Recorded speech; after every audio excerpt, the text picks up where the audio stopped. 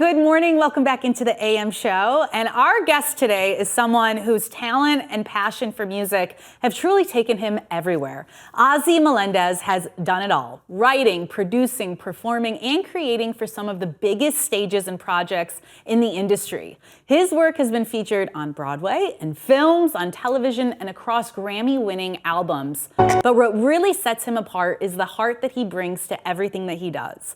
Ozzie has earned a reputation for his dedication, his creativity, and the way that he lifts up everyone that he works with. He's one of those rare artists who doesn't just make music, he makes moments that stay with you. And before we get into the interview, here is a clip of him rocking out on the trombone while on stage with none other than Bruce Springsteen. Check it out.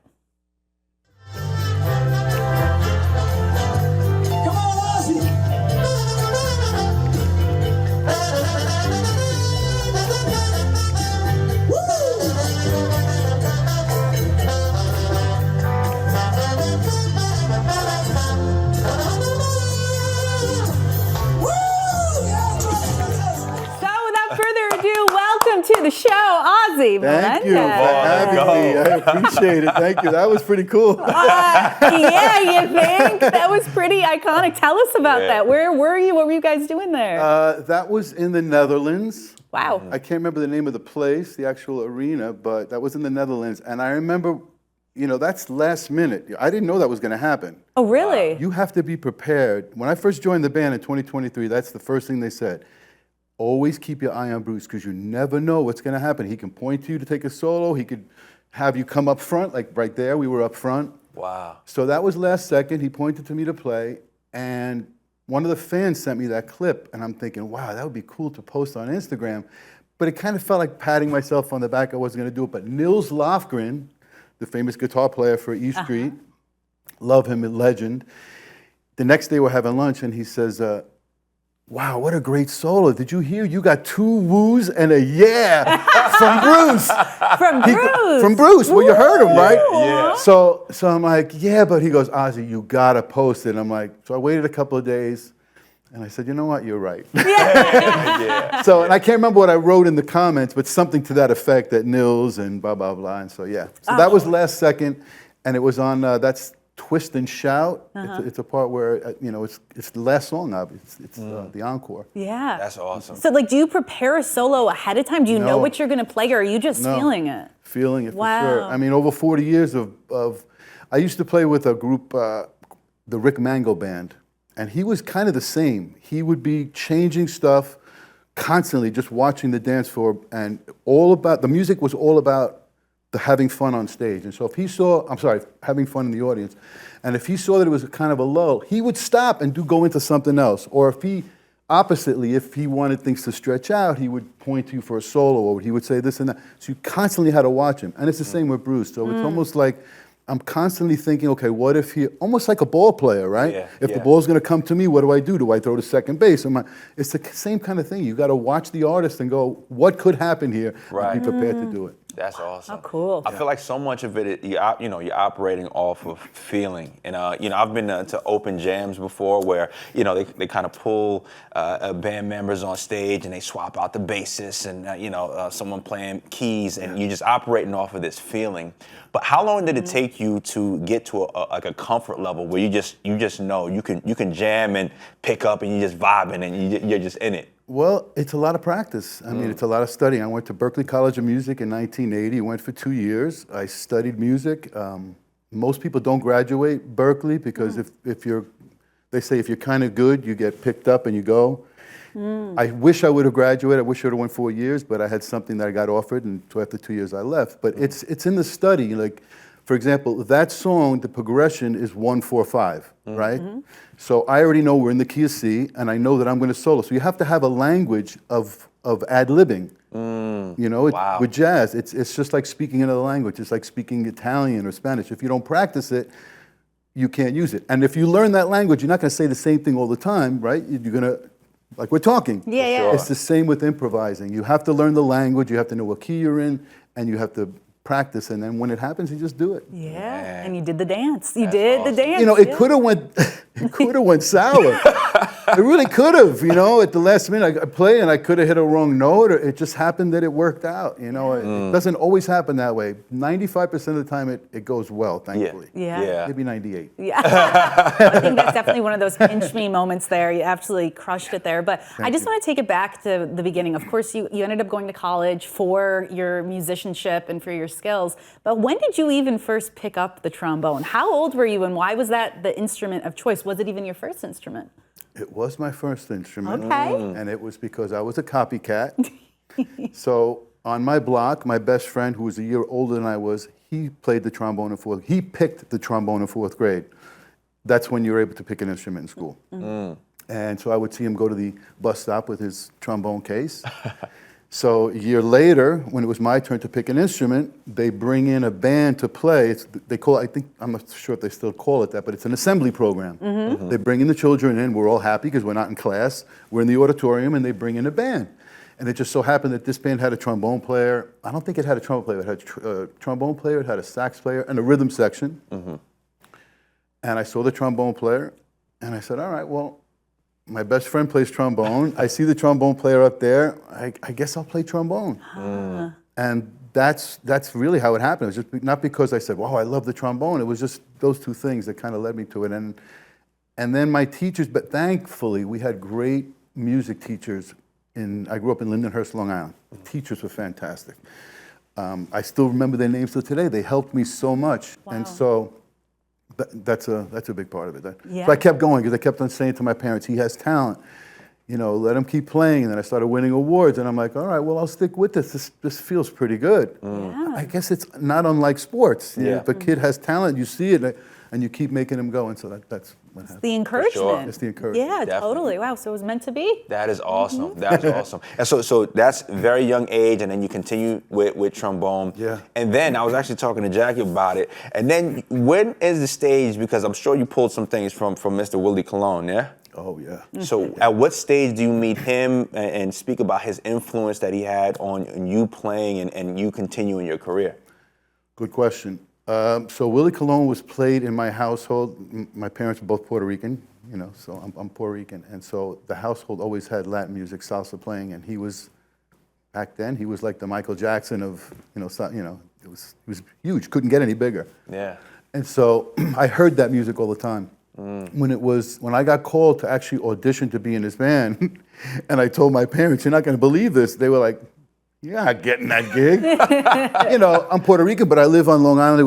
Where I was, there was no Latinos there. And, I was only playing American music, funk, back in the 70s, that kind of stuff, Earth, Wind, and Fire. Yeah. So they said, you're not going to get that. I mean, that's a totally different style of music. Well, I wound up getting it. Wow. And his style is one of, I like to say, bombastic, controlled, bombastic playing. He's not schooled. So everything he's playing is from the heart. Wow. And he just puts out a sound that it's almost unmatchable. And playing alongside him made me really put more air through the horn and try and give that kind of heartfelt performance every time playing. Man, Wow. incredible. Yeah, and I still play I was supposed to play with him coming up, but I had to cancel for another reason. But I was supposed to play with him this Friday Wow. in Texas. Wow. Sorry. Sorry. Wow. Yeah, it just sounds like another one of those kind of pinch me moments. Yeah. And it seems like you've had a lot of those throughout your career. And I mean, what stands out the most to you when you were first starting out for some of those big inspirations for you that kind of kept pushing you, or who you wanted to maybe, I don't know, not mimic in a sense, but whose career you wanted to maybe emulate in a way? Well, I guess the first one that pops out is James Pankow from Chicago. So there's a band called Chicago. I'm not sure if I know you guys are a lot younger than I am, but Chicago was the band back when I was growing up for a horn player. And the guy that wrote all the horn section stuff was the trombone player, James Pankow. And not only did he play trombone, but he developed a style of phrasing the instrument that normally it's the trumpet player that's the leader of the section. But when you hear Chicago and I don't know, seeing the pictures there. Yeah. Oh, cool. normally it's the trumpet player that's leading the section, but in Chicago, if you go back and listen, it's James Pankow that's leading the section, and it's his style of playing, and that's what I loved so much. So that's who I tried to emulate. So my playing is a mixture between James Pankow, Willie Colon, and a guy named Bill Watrous, who was a famous jazz trombone player. And I mixed those all together. I didn't sit down and go, hey, I'm going to mix these together, but just from listening to them, it kind of melded into that. Yeah. Wow. Well, your sound is incredible, and we actually have another clip of you just absolutely crushing it on the trombone. So let's check that out so people can see more of your talent. Which one is this?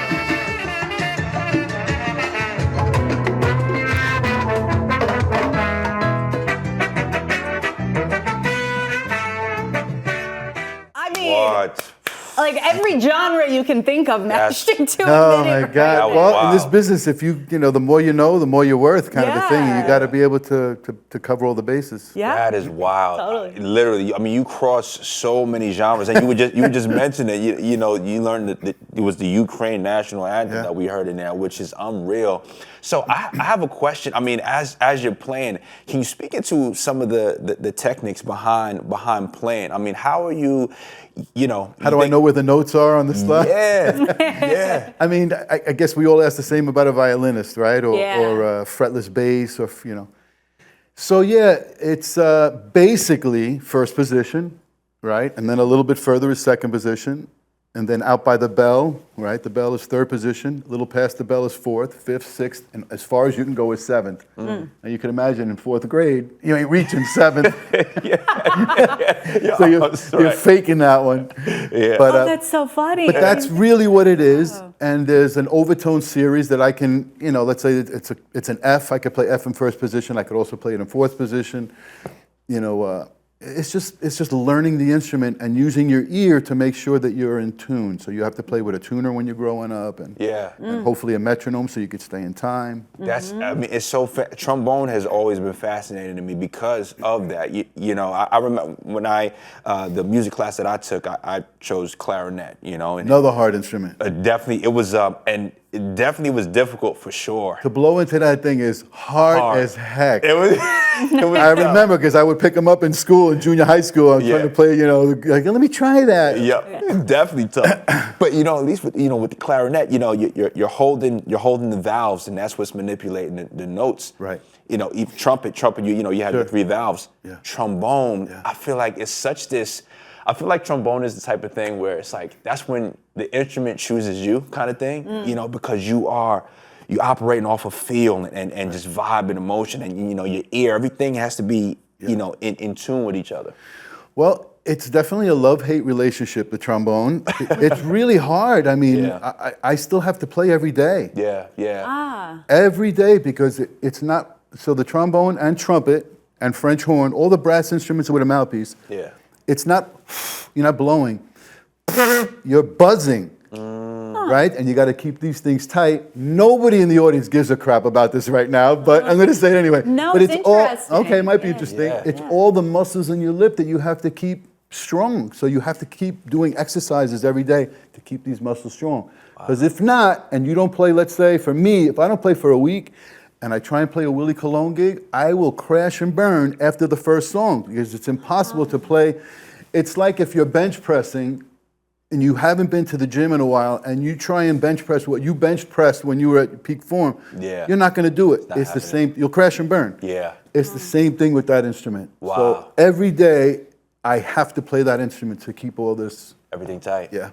Fascinating. I had no idea. Do you do breath work exercises as well? Or how I does don't that do come into breath play? work, but I do flexibility exercise. Matter of fact, thank you. I wrote a book during COVID. Okay. Any trombone players out there can go to my Instagram. It's about flexibility. But yeah, so it's scales, it's playing in thirds, it's playing in fourths, it's playing different styles of music. All that practice it's got to be at the tip of your, if somebody calls you, You gotta be ready. you got to be ready. For example, the other day, Bruce calls and we do a session. I can't say what it's for. I don't even know what it's for. But it was kind of like a chorale, classical almost chorale that we had to play. And it's for 5-piece horns. So it was, 4-piece horns. It was 2 trumpets, trombone, and tenor sax. And we're playing almost like a Bach, perfect fourths or fifths, everything. It's not rock and roll where maybe something could be a little off. No, this had to be perfectly in tune. Wow. And everything was under microscope. Everything perfect. And so if you're not in shape and you get that call and you don't play, it's over for you. Yeah. Right? Yeah, it's your You're on one second shot. base and you haven't been taking ground balls, and that ball comes to you and it goes between your legs. That's it. Yeah. How long can you realistically play for when you're at the top of your game in terms of your health and you're practicing? How long can you do a set for before it's like, wow, I'm really winded, like I can't do this? It depends on the music or the style of music, right? With Willie, because it's everything is I'm playing his solos now. He doesn't really. Sorry, Willie, I had to call you out on this one. He doesn't play his solos hardly anymore because he's a little up in age. So I play his solos along with the other trombone player too. We switch on and off, and I'm playing lead trombone, which is the higher parts. And I remember way back, Willie was doing a record, and he was doing it in Puerto Rico, and the producer was Cuco Peña, and he hired all Puerto Rico musicians. Wow, here's something else maybe I shouldn't be saying. But in the middle of the recording, he calls me. He goes, Ozzie, I need you here. You got to come. I go, why? He goes, the trombone players sound like they're sitting down. I immediately knew what he meant. Because they didn't sound ba ba ba. They sounded ba ba ba ba. Like they were, like they were sitting down. Yeah. It's a different style of playing. It's fantastic. The album sounds beautiful. It's just a different style of playing, which Willie wasn't used to. Willie likes the bombastic type of thing. Having said that, they finished the record. It's an amazing record. Yeah. And I didn't go there to play. Wow. Yeah. Other great trombone players from Puerto Rico played, all my friends. It came out fantastic. But it all depends on the style of music. If it's rock, and for example, if you're playing peckish stuff, which is like ba ba ba ba ba ba ba, you could play that all night. But if you're holding out notes, ba ba,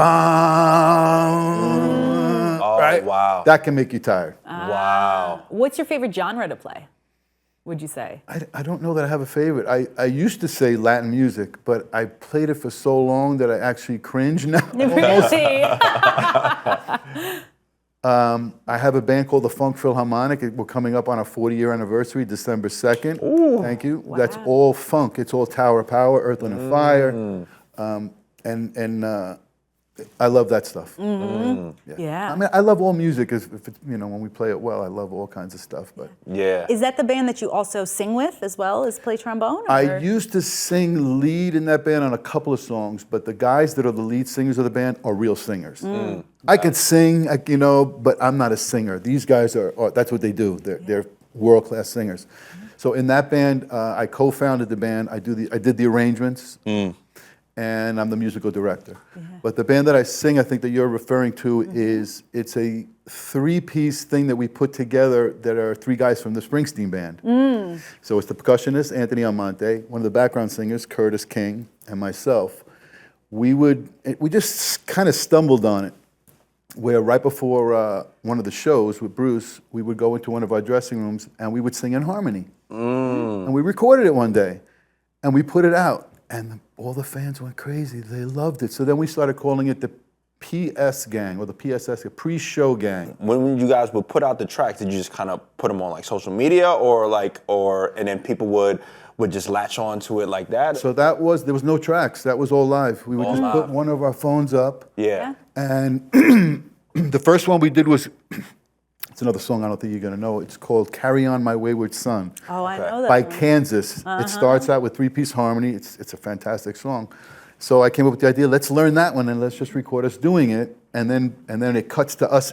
First of all, we weren't dressed yet, and then we sing the first part of the song, and when the band kicks in, we put the MP3. The band kicks in on the MP3.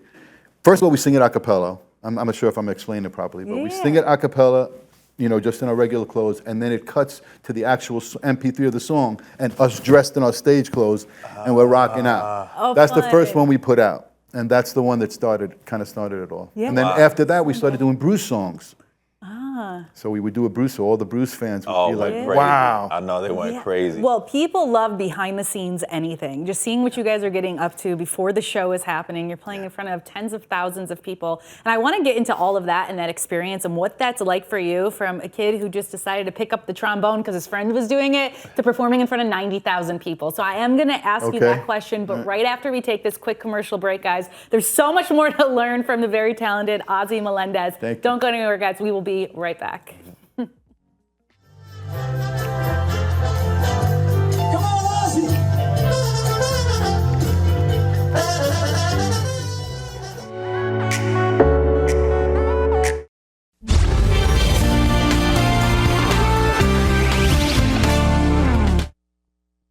Hey everyone, good morning. Welcome back into the show. The fun is being had during commercial break on camera because we are still here with our friend Ozzie Melendez. Thank you for sticking around with us, Ozzie. Yes. Thank you. Such an incredible interview so far. We are learning so much from you and just your incredible career. And before we took the commercial break, we were talking about kind of some of your pre-show rituals, how you started your own little side band due to those rituals. But I want to know, what do you personally do to prepare to go out on stage and perform in front of tens of thousands of people, sometimes every night for a long period of time? How do you get yourself ready mentally for that? Well, again, I guess it depends on which artist or where we're at. If I have space where I'm not going to bother anybody, obviously I'm going to warm up backstage. If it's with, let's say, all right, well, lately with Bruce, we sound check typically at 4 o'clock, 5 o'clock, and then after that we go to catering to eat. And then if there's something that we have to learn, because he's constantly, like I said, he's constantly changing the stuff. So there could be something on that set list that will change after the, actually no, we don't even have a set list at sound check. We'll get the sound check during catering. Not the sound check, the set list during catering. And we look at it, we go, okay, I know these songs, we have all these songs, great. But then all of a sudden it could be 10 minutes later where he'll change something and I haven't played that song, so I got to go and look in my iPad and look through the music. Oh, wow. So that's another prep thing that we do, or that I do. Other than that, I don't really have any ritual. I just try and stay loose. I mean, is that... I try and stay loose. I don't really think about... There's some places that are 90,000 people. There are some places with another artist that may be 5,000 people. I treat it the same. Yeah. I really do treat it the same. What do you prefer more, a massive audience or like a small I like a smaller setting. Okay. But I just know that the most important thing for me, and I say this for all musicians, to be prepared these days, because it's not like 30 years ago where you make a mistake and it's gone.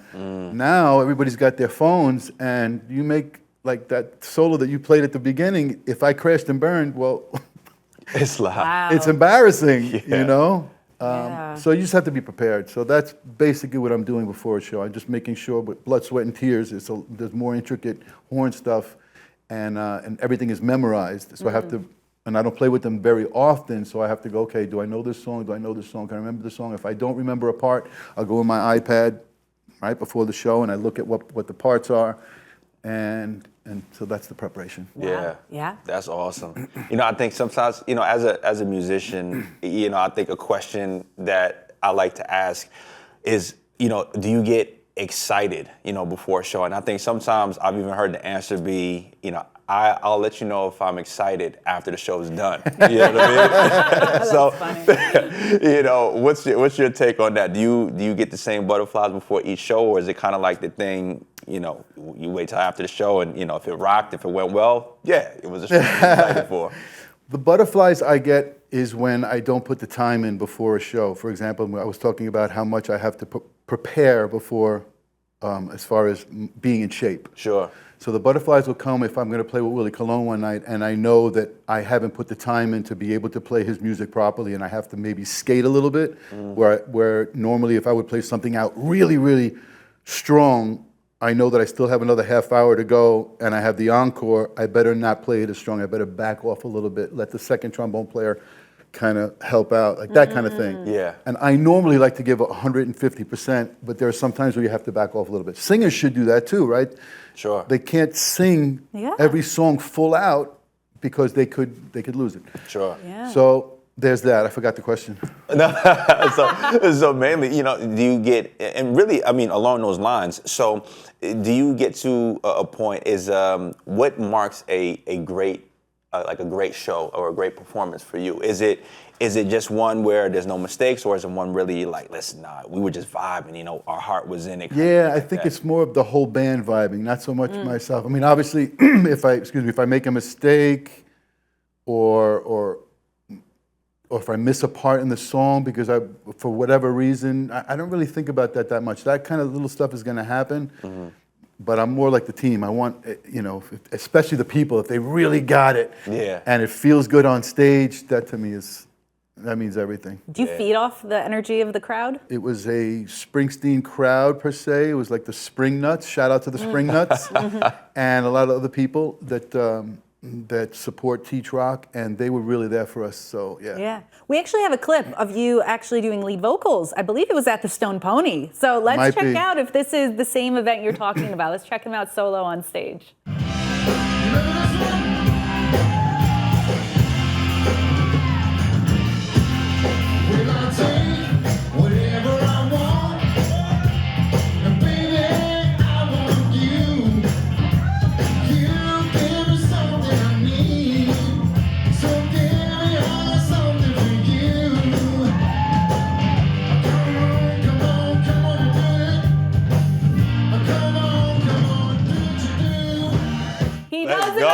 Let's go.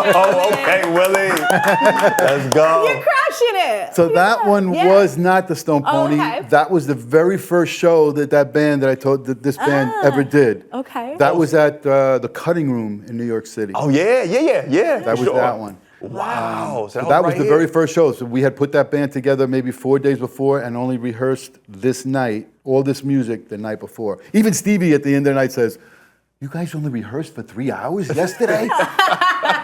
Like, yeah, you get the right guys. Everybody kind of knows the music. You just run through the stuff and you're off to the races. And you make it sound so easy. That is not easy to do. To just be able to rehearse 3 hours, put on a whole set. Well, you sounded fantastic. Thank you. Yeah. Thank you. I appreciate that. Thank you. And the Cutting Room, I mean, that's a great venue. It's one of those, you know, you mentioned that, you know, kind of a smaller setting when you have shows that are more intimate. That's definitely one of those venues where I feel like definitely the energy there. You know, people are right there. That's something I feel like you can feed off. The sound was good too. The sound guys were very good. So you hear everything because that's super important too. If you can't really hear yourself or the sound is making feedback or kind of throws you for a loop. And very good. Shout out to Cutting Room. So cool. I mean, you've had so many incredible experiences throughout your career. We've just heard some of them, but I want to talk about some of these collaborations you've had with absolute icons. We've been seeing some photos up on the screen as we've been having this interview, but I'm talking with people like Aretha Franklin, Celine Dion, Gloria Estefan, Ricky Martin, Mark Anthony, of course, Bruce Springsteen. I mean, the list goes on and on. Is that a pinch me moment for you? Did you ever think when you were picking up that trombone at 8 years old, 9 years old, that you would be on stage with these icons performing right alongside them? Could I have told you 100% it would happen? No, but it was the dream. That's what I always thought. This is what I want. I want, if somebody needed a trombone player, that they would call me. And so that's what I worked towards. And that's why I tried to learn every style of music, and I practiced. You know, I shouldn't say I practiced a lot because as a kid, I didn't. All my private teachers quit on me. Oh, wow. They told my parents, "We can't take your money. He's not practicing his lesson."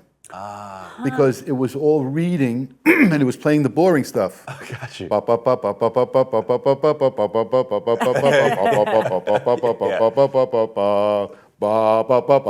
know?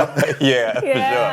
I didn't want to do that. And when I did do it, I would go boo-boo-dee, boo-boo-dee, boo-boo-dee. I would put jazz on it. And the teacher would say, "No, you have to play it straight." So, I got quit on a lot. But then there's a point in your career where you go, okay, now I understand why they were making me do that stuff. And then you have to do it because it's all foundational. You don't have the foundation, you can't keep getting better. Sure. Even in any kind of sport, right? In golf, if you don't know how the takeaway is, Yeah. you can make something up, but eventually you're not going to get any better because you're not doing it properly. So. And That's it's better to fix it right away than wait until you've been doing it the wrong way for a while. But is there any collaboration that like truly surprised you, or did you learn something from that really stands out to you? Collaboration? Not really. I mean, we did this thing during COVID where I was with Mark Anthony for 20 years. And within that band, we had myself, two of the background singers and the bass player. We kind of put something together. We each had our own separate studios. Remember, you couldn't leave your house. We all had our studios, and so we would send files back and forth.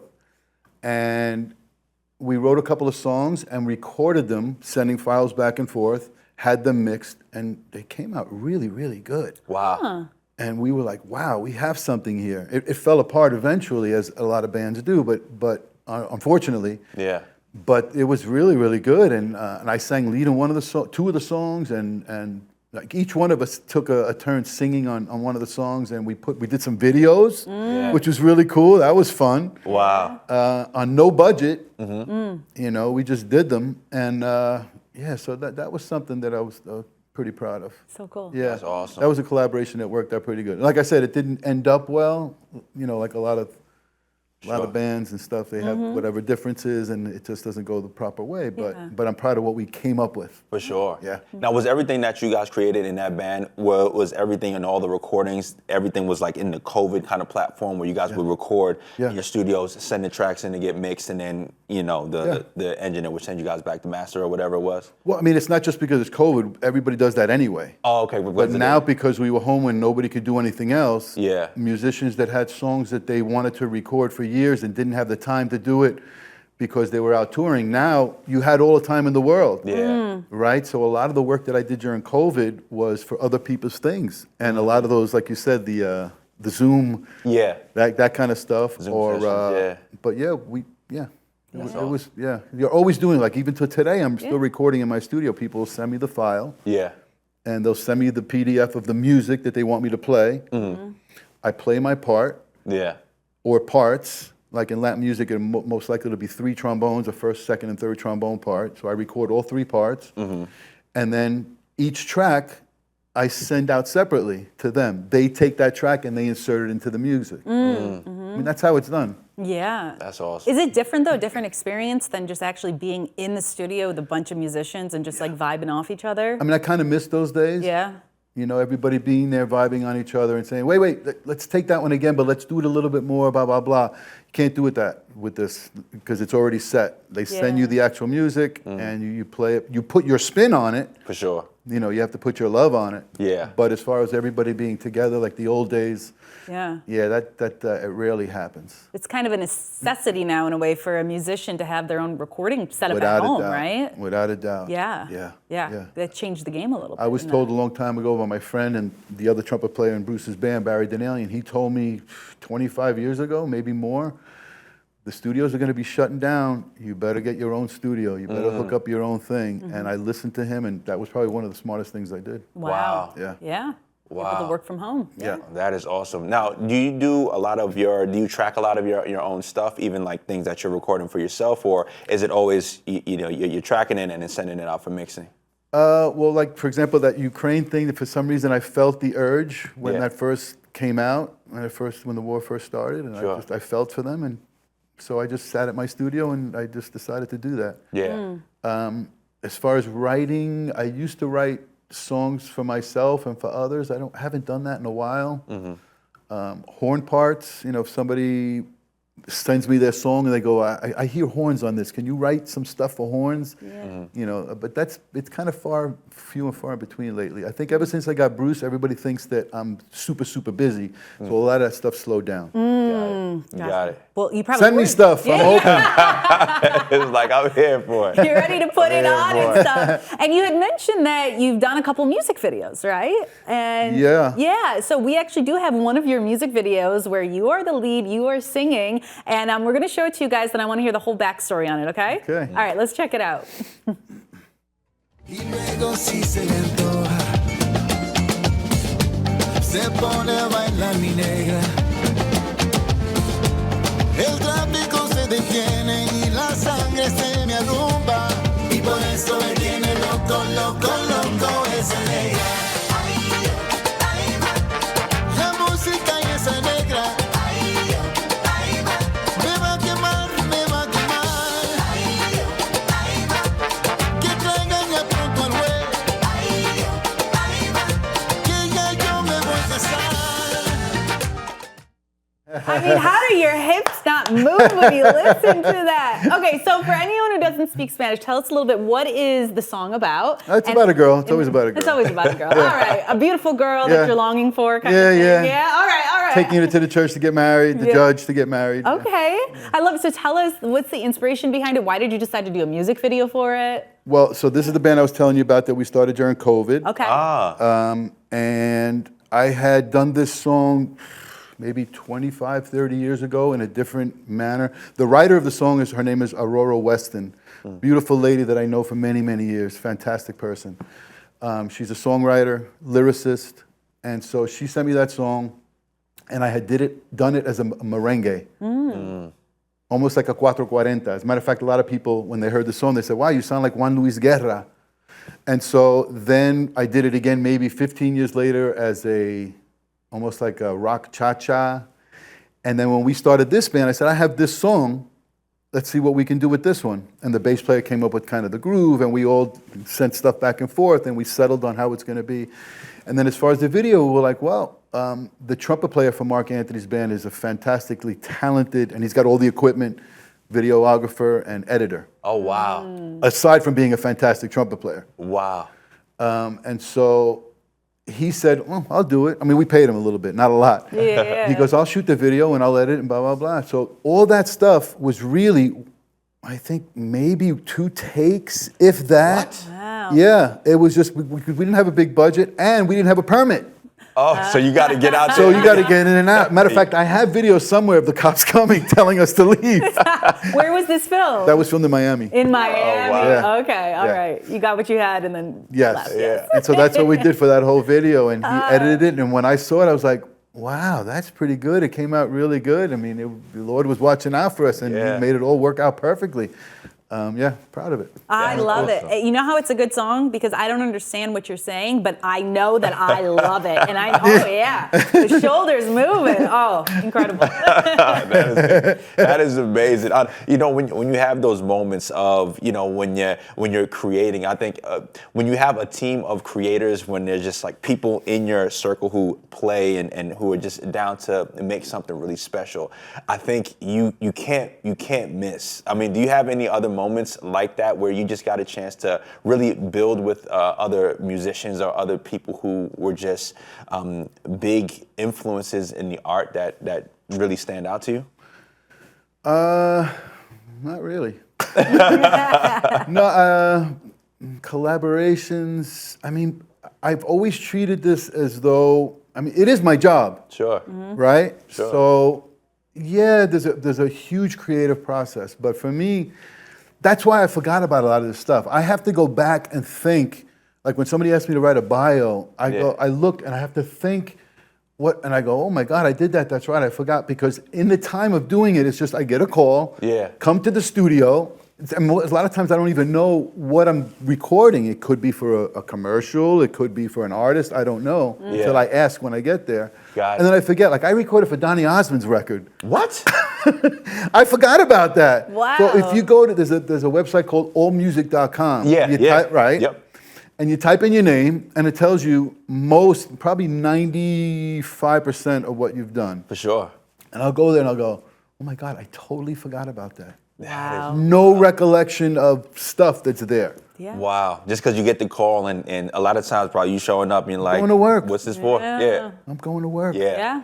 And I didn't take a lot of pictures back then because there wasn't the cell phones. And so, I mean, it's a funny story. I don't know if I can tell it properly, but I remember playing at the Copa way back when, the old Copacabana, and we're downstairs, and there was a bass player down there that's legendary, and he was playing in another band.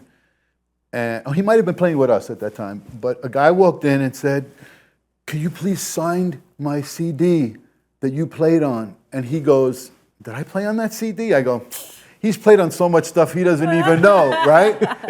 So he's like, oh, that'll happen to you. I go, nah, I'll remember everything. Right. The guy says to me, can you sign it? I had played on it too and didn't know. Oh my So God. he starts cracking up. He goes, see, I told you. Wow. I go, wow. And that was going back 20-something years ago. So you imagine now the stuff that you forget. Yeah. For sure. And I don't have a very good memory for that stuff. Yeah. Matter of fact, the conga player in Mark Anthony's band, if ever I needed to remember something, I would call him in. Eric, did I play on that record? He goes, yep.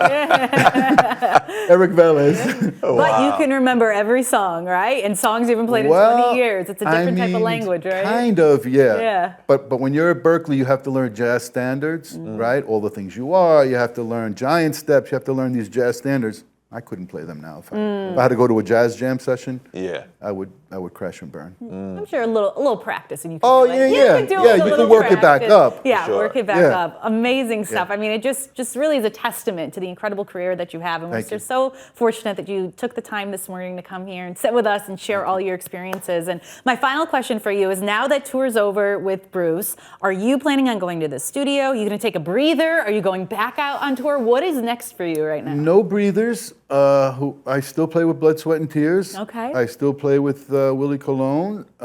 I still do my band, like I said. December 2nd at 89 North in Patchogue is the Funk Philharmonic's 40-year anniversary. So yeah, you can get tickets online somehow. Fun. Whatever sessions, when Bruce calls, we run, we go and we record. Whoever calls, it's just what I do. It's my living, and I love it. And thank God it's my living. Yeah. Because I would probably do it for free. He didn't say that. He didn't say that. I didn't say that. Let me shout out to my kids, Micaela Melendez and Marcus Melendez. Love you guys and love you, Mom. Before I forget. Amazing. Love that. Well, thank you so much for being with us, Ozzie. We so appreciate it. And we'll definitely be watching all your stuff. Thank Yes. you. Yes. All right, guys, we are going to take a quick commercial break. We have more of the show when we return. Don't go anywhere. Woo. Just made it. Azie, I just Azie. made it. When I said my mom, I went. Luego si se le antoja, se pone a bailar mi negra.